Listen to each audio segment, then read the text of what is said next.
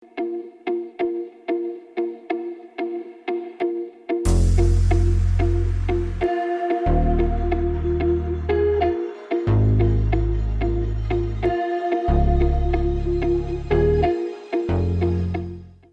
preduzeću Anaconda Security d.o.o. Sombor razgovaramo sa gospodinom Goranom Trivićem, rukovodiocem službe za poljozaštitu.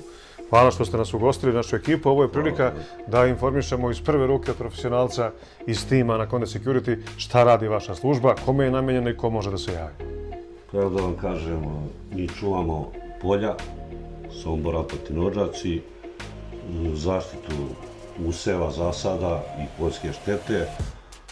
Radimo to već duže vreme, trenutno preko 40.000 hektara obilazimo, čuvamo, može da se obrati, znači svi mogu da se obrate, poljoprivrednici, privatna lica, svi, znači bukvalno svih. Šta znači posao poljočuvanja? Od čega, od koga i na koji način? Pa da vam kažem, poljočuvarska služba, znači čuvamo od krađa, od maltene i od samih poljoprivrednika, pošto dosta znaju da se i oni bahato ponašaju, pale, štete sami sebi prave i tako. Znači, disciplina, odgovornost i bezbednost, to je vaš posao, Tako je. na radost onih koji koriste i kad dođe vreme useva i sabiranja rezultata, ako si radio kako treba, nadaj se i uspehu, je tako? Tako je. Ima li zabluda u tom poslu da mnogi misle da znaju oko toga, pa posle kažu da sam znao, ja bi angažao profesionalce?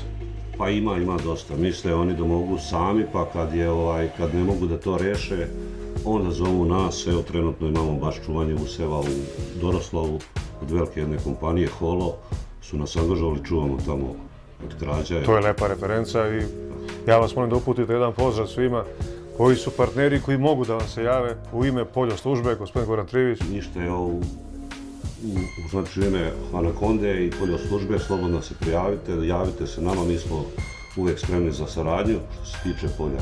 Znači sve, znači i zaštitu i savete i pošto mi sarađujemo usko i sa Republičkom inspekcijom, tako da sve što se tiče poljoprivrede slobodno da se jave u Anacondu. Svaka čast i neka je sa srećom taj rad, preventiva i zaštita, bolji rezultati. Tako je.